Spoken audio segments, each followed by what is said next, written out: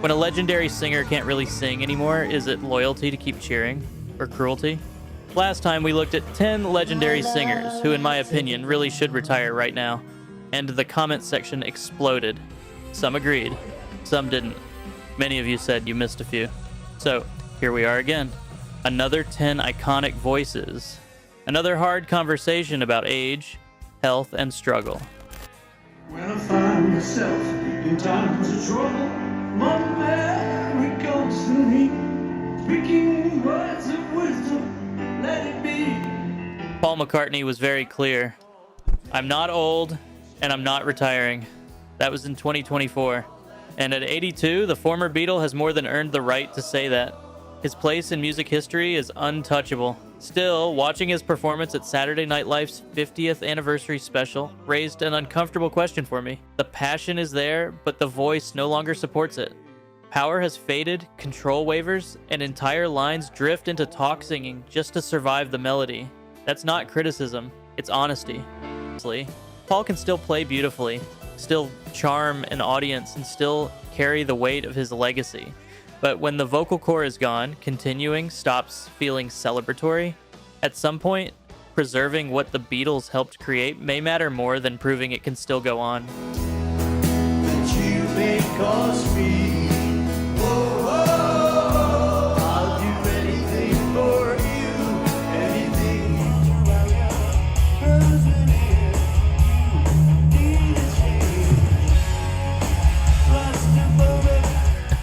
I'm not saying this lightly, but when I watch Dokken perform now, it doesn't feel right anymore. You can hear how worn down the voice has become. Thin, strained, and fighting to reach melodies that once defined his sound. And it's not just age catching up. Don has gone through serious neck and spinal surgery. You can see how much that's affected his stamina and presence on stage. Even he has admitted that getting older has changed what he's capable of doing live.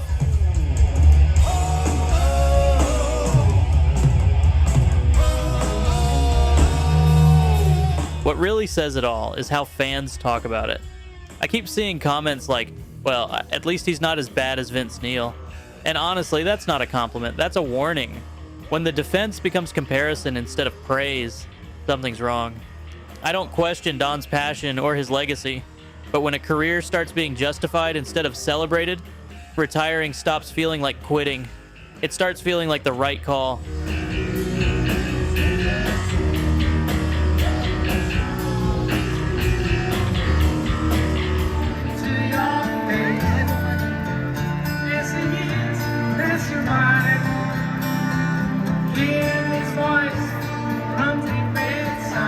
Now let's talk about Klaus Meine. He's one of the most recognizable voices in hard rock, and what he achieved with Scorpions is nothing short of legendary. But watching him perform lately, it's hard to ignore the toll the years have taken. Klaus has dealt with serious health issues, breathing problems, nerve pain, even major back surgery. And you can hear it in the way he sings now.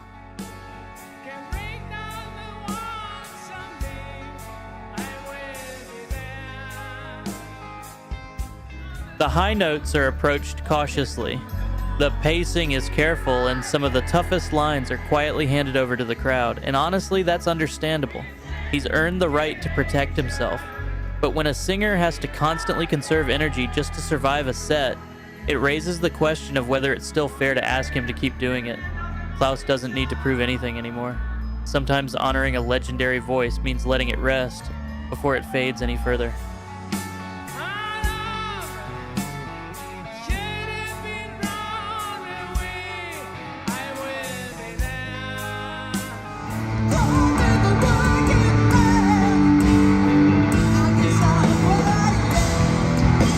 The idea of Rush returning in 2026 fills fans with excitement and anxiety. Because while the musicianship is never in doubt, the real question hangs over Geddy Lee's voice. Even in Rush's final touring years, longtime fans admitted the vocals were the hardest part. Lines rushed, notes clipped, and melodies pushed more than sung. That wasn't laziness, that was age. Geddy is in his 70s now, and Rush songs are unforgiving. They demand range, precision, and stamina that very few singers ever had.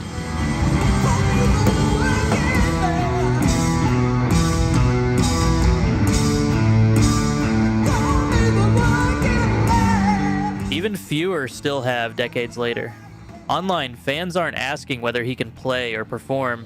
They're asking whether his voice can survive a full tour without turning every show into a strain. Nobody wants to hear Rush lowered, simplified, or fought through night after night. The anticipation is real. So is the worry. And that's the problem.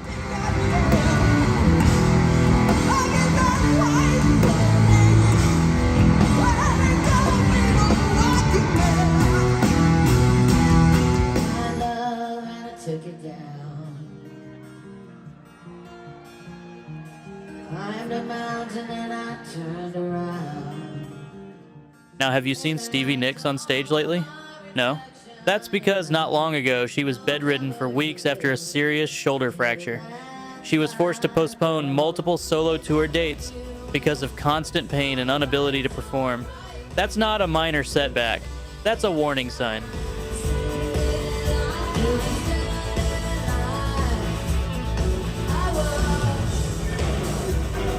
Yes, she'll forever be tied to Fleetwood Mac. But this is about her solo career, and lately it feels increasingly fragile.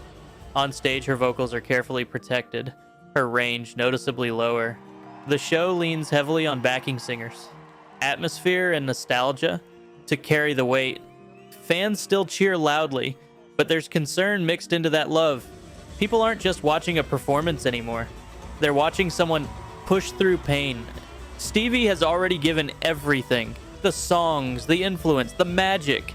At some point, continuing to tour stops being inspiring and starts feeling unnecessary, especially when the body is clearly asking for mercy.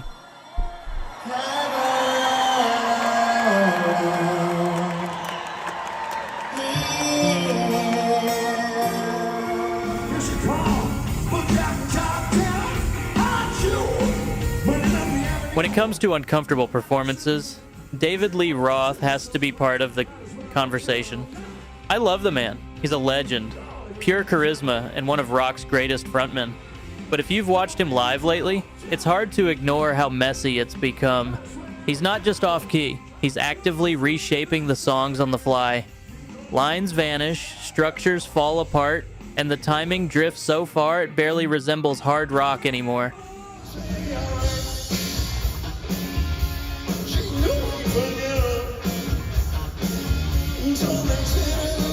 Fans who caught his M3 Rock Festival appearance in 2025 called it strange and almost unrecognizable. And that's the tragedy. Diamond Dave still has the moves, the attitude, and the presence. What's missing is the voice that once set Van Halen on fire. Seeing him now is like revisiting a classic film with the wrong soundtrack. Familiar, energetic, but disconnected. Sometimes preserving the legend means knowing when to stop performing it.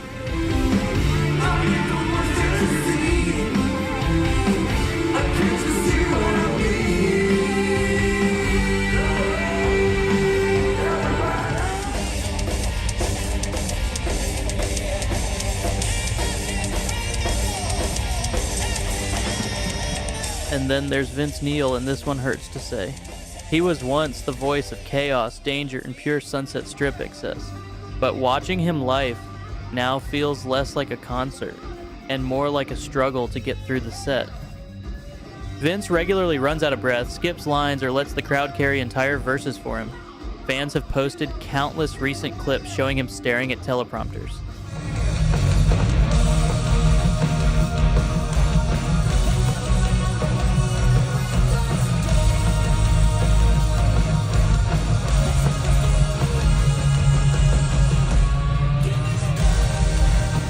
Shouting off-key, or arriving late to lyrics he used to deliver effortlessly. It's uncomfortable to watch. Yes, this is happening under the Motley Crue banner, but the real issue is Vince himself. When the frontman can't carry the songs, no amount of pyro or production can save it. What once felt dangerous and alive now feels forced and exhausted. Pretending this is still the same singer becomes unfair.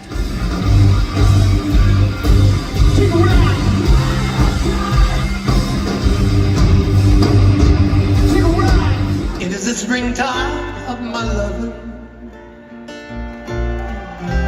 the second season. I This one is hard for me because Robert Plant did almost everything right. He refused to turn Led Zeppelin into a nostalgia circus. He reinvented himself, explored new sounds, played smaller venues, and avoided chasing his past. Critics still praise him, and creatively, he's in a better place than most artists his age. But that's exactly why I think now is the moment to stop. Plant is in his mid-70s, and while his voice has aged gracefully, it's also thinner, softer, and carefully controlled. Every performance feels deliberate, restrained, and protected. And that's okay, but it's also a sign. So little warm, I felt before. It isn't hard to feel me glowing. When I watch him now, I don't feel disappointment. I feel closure approaching. The fire isn't gone, but it burns quieter. Robert Plant doesn't need to wait until the struggle shows. He's earned something rare in rock, the chance to step away while the respect is still unanimous. Ending on that note would be powerful and very Robert Plant.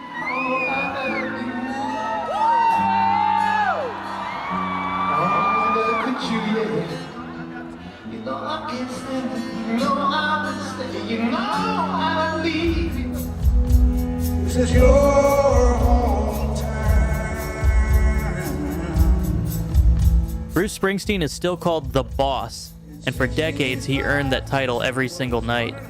But lately, even his most loyal fans are starting to ask harder questions. In recent years, tours have been interrupted by serious health issues, including peptic ulcer disease and vocal strain that forced doctors to order extended rest. When he does perform, the effort is visible. The pacing is slower, the sets feel more controlled, and the voice, while still passionate, often sounds strained and weathered. Words were past, shotgun blast, trouble times had come. Fans are torn, some say. For his age, he's unbelievable. Others quietly admit they worry every time he pushes himself back on stage. What makes this uncomfortable isn't a bad show. It's the sense that something could go wrong at any moment.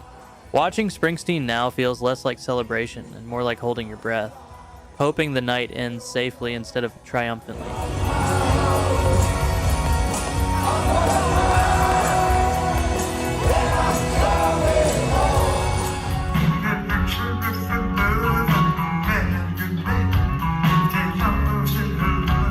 We all know Gordon Lightfoot passed away in 2023, but looking back at his final years on stage, there's a quiet sadness to them. Lightfoot struggled with serious health issues, including internal bleeding, major surgeries, and long recovery periods that left him visibly frail. Still, he kept touring. And the reason was simple. Gordon Lightfoot never wanted to stop doing the one thing that gave his life structure and meaning.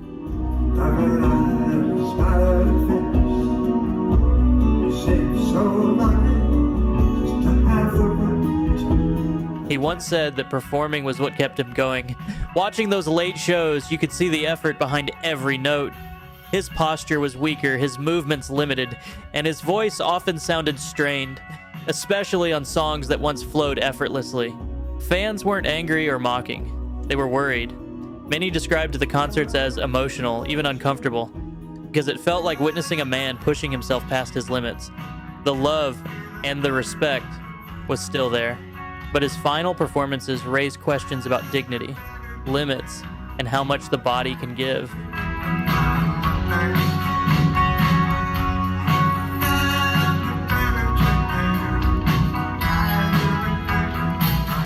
That's it.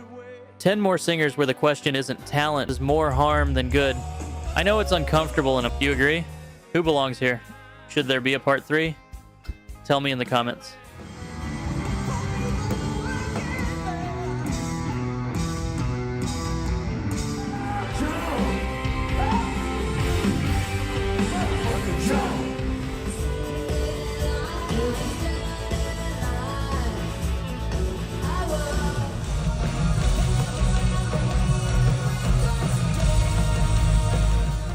So little warm, I felt before.